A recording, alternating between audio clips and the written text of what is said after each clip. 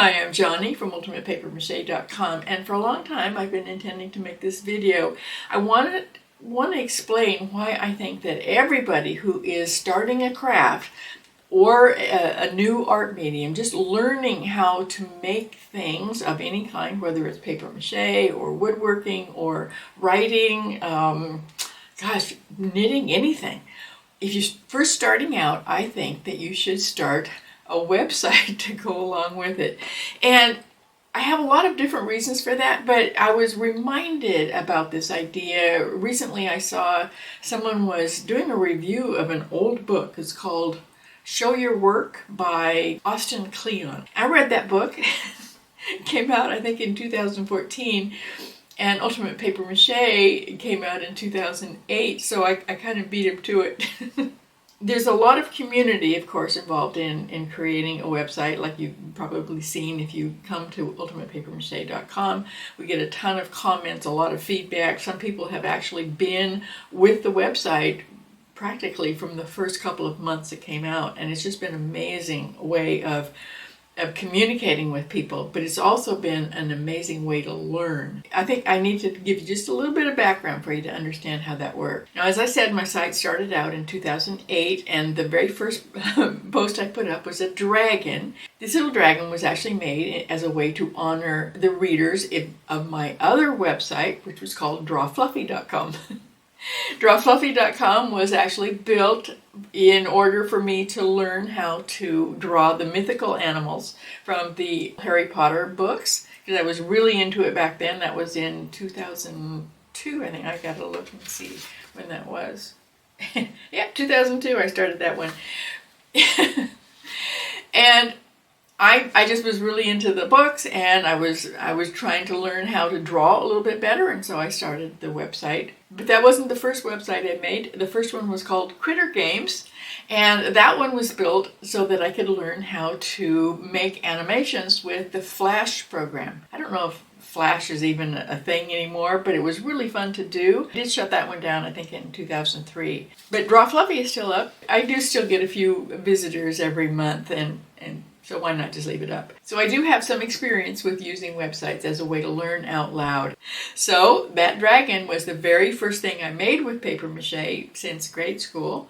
And it was the very first thing I put up on my brand new website. So that brings me to why I think that you should start a website when you're first starting out with your craft. There are a lot of other places where you can just show your work, but a website is a perfect way to actually teach people what you're doing. Maybe a YouTube channel would be just as good as making a website. It's certainly easier technically. But I really do think that an actual website is better for learning.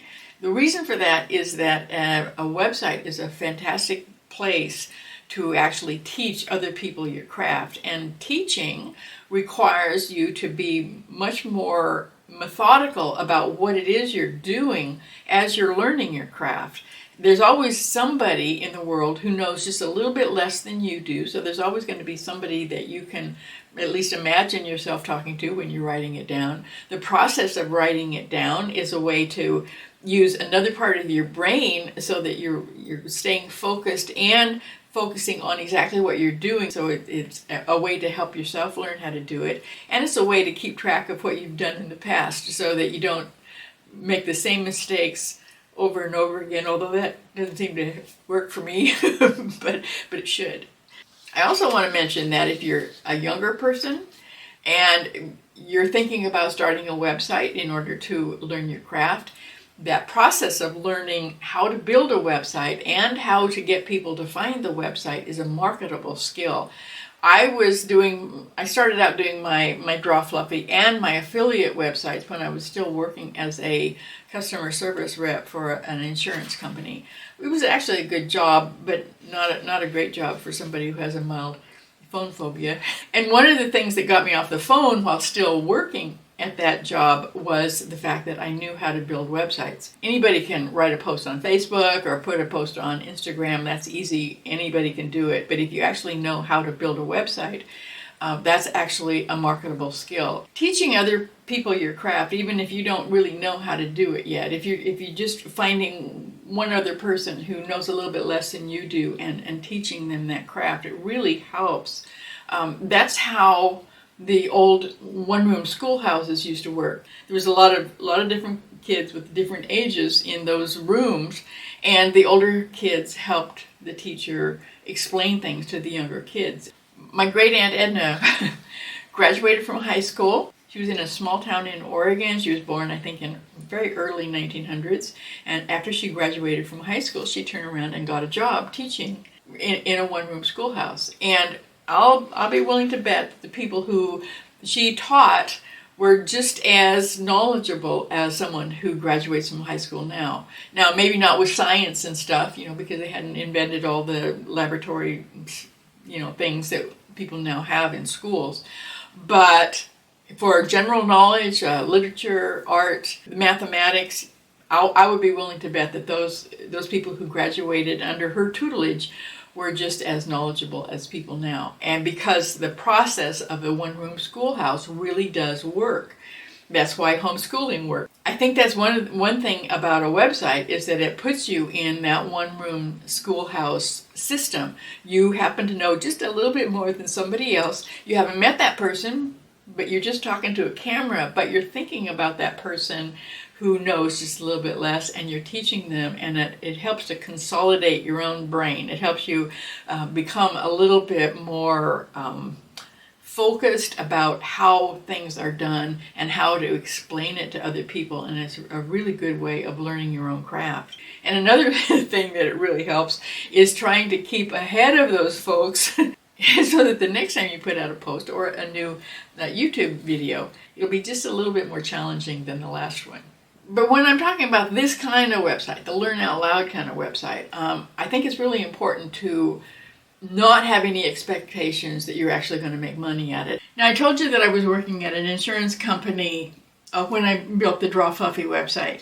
And after that one was all done, there's only so many animals that you can draw out of the Harry Potter book. So I kind of ran out of things to put in that website. But I still really enjoyed building websites. And right about that time, I learned that you can actually make money building websites. For some reason, that hadn't occurred to me. I was just doing Draw Fluffy for fun. There was no money in it.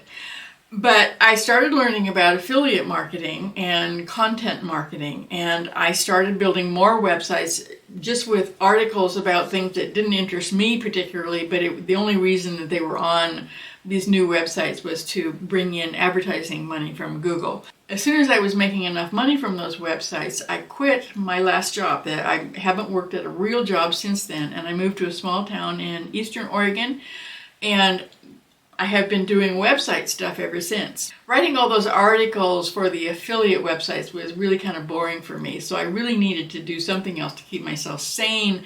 I really needed to do something with my hands, and that's how I happened to end up making paper mache sculptures and starting ultimatepapermache.com. For people who have been with the website for a really long time, know that there was a point when I was spending so much time on ultimatepapermache.com that I was really not focused on the affiliate marketing stuff, and so my income was going down, but my costs to keep ultimatepapermache.com were going up. So I was actually worried that I might actually have to take down the website. I couldn't afford it. But the website itself actually helped that change. I had no expectations at all, but the first thing that changed was that someone in Bellingham asked me to participate in a pop-up gallery for, it was a fundraiser for feral cats. And I thought, well, that sounds fun. And so I wanted to make a bunch of cats for this gallery, which never actually happened, by the way. It was way more expensive than the person thought it was going to be, so she had to give that up as an idea. But it was a fun idea, and I'd never been in a gallery of any kind before, so I thought that'd be cool. But I knew that I didn't have time to make a whole bunch of cats with paper strips and paste and get them done in time for when she was going to put up that gallery. That's the reason why I decided to do a little bit of experimenting, and I came up with the paper mache clay recipe. It went on my website first and then out on YouTube, and that just changed everything because so many people found it and just loved working with it. It was so much easier to create sculptures with it than the old-fashioned paper strips and paste way of doing it. Now for the armatures for those cats that I made, I used crumpled paper, and I made the armatures the same way that Dan Reeder does for his monsters. I already had his book. I had to do an awful lot of fiddling around to get those right, a lot of chopping off of heads, that sort of thing, in order to get things moved around the way I wanted them to, get the proportions right. So that's when I happened to see just one paragraph in an out-of-print book about using cardboard patterns that just create the silhouette for you. And that's when I started making animal sculptures that way. I just got so much feedback from people who loved doing that. So that was why I wrote my very first craft book, Make Animal Sculptures with Paper Mache Clay. I got a little bit of money from that to replace some of the money that I was losing because I wasn't paying attention to my affiliate marketing sites anymore. I've actually closed all of those down. There were up to 50 of them at one time. Truly boring. And then someone asked me if I could show them an easy way to make a wolf mask. And I started selling patterns for masks and sculptures. And that is the reason that I'm actually able to continue Ultimate Paper Mache. I've gotten so much feedback from those. Thank you so much if you've actually purchased one of them. Because I can sell those digitally, I don't have to actually put something in a box and ship them to people, which I absolutely hate. I cannot bear the idea of actually making sculptures and shipping them to people. There's something that really bugs me about putting things in boxes. I don't know why. But I don't like it. Because I have a product I can sell now online using, it's called Sendowl. If you want to sell a digital product, I definitely recommend them. It's just a really good service. I tried using several other online services to sell my work on, digitally, and too many people were not getting their emails, so they weren't able to download the product. And that was really aggravating. That just doesn't happen with Sendowl. I can't say what's going to happen if you set up a website to learn out loud. If you start doing YouTube videos for the same purpose, I don't know what's going to happen with that. I don't know if you'll make any money at all. Can't make any claims. But I do know that if you keep your mind open and actually notice when people are saying, hey, I like that really works, that it is possible that eventually something will come of it that is very different from what you expected when you first started your website. And if nothing else, you will definitely become a better craftsperson because you were teaching other people how to do it. Other people who know just a little bit less than you do. Now, I don't want you to think that I didn't get anything out of the affiliate marketing experience just because I thought it was really boring. That was actually what gave me an unfair advantage when I started UltimatePaperMache.com, because I had learned how to get people to find all those websites using search engine optimization. I wouldn't have known how to do it if I hadn't watched a whole bunch of videos and read a whole bunch of blog articles by people teaching how to do affiliate marketing. And one of the guys that I learned a whole lot from was, his name is Miles Beckler, and he's still online. I just went and checked. And he's still probably saying pretty much the same thing because the basics really don't change all that much. I do highly recommend that if you're interested in getting people to find either your website or your Etsy page or anything else, that you do go and watch as many videos about affiliate marketing, or content marketing is sometimes called, as you can. You don't have to do affiliate marketing to get a whole lot out of that process. It can be kind of boring to just write stuff and not think anybody's ever going to read it, or to create a YouTube video and think nobody's ever going to watch it. You don't want to do that.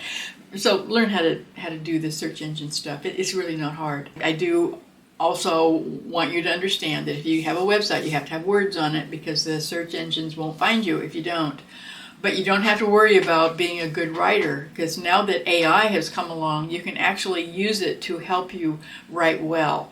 I do not suggest that you do what a lot of students are doing right now, I think, and let AI write your posts for you, because then you won't get any of the benefit, the learning benefit, from writing it yourself. But you can, if you write your article, you can get ChatGPT to help you make it a little bit better, like the punctuation. They'll fix things like that. We'll give you some ideas for some more headlines. You do need headlines, and it will help you with that part of it. But if you let AI create your posts for you, you will not get the learning benefit that I think is so important, and the whole reason that I think that you should start a website right when you're first beginning to learn your craft. Like I said, this video obviously wasn't for professional artists who want to sell their work. But even if you are selling your work now and you've already gotten to that level where you have a product that people want to buy and you're selling on Etsy or some other platform, I do highly recommend that you get your own website, because you can create a community that way, and you have something to back yourself up just in case that platform goes under, or they decide they didn't like something that you said 10 years ago, somebody complained.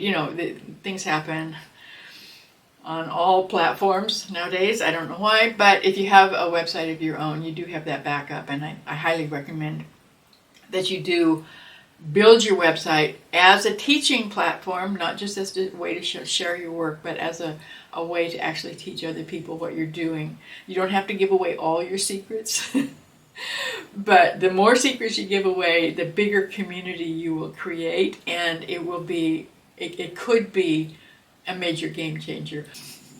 So that's all I've got for you today. I'm putting this out just a few days before Christmas, so I do hope you have a wonderful holiday.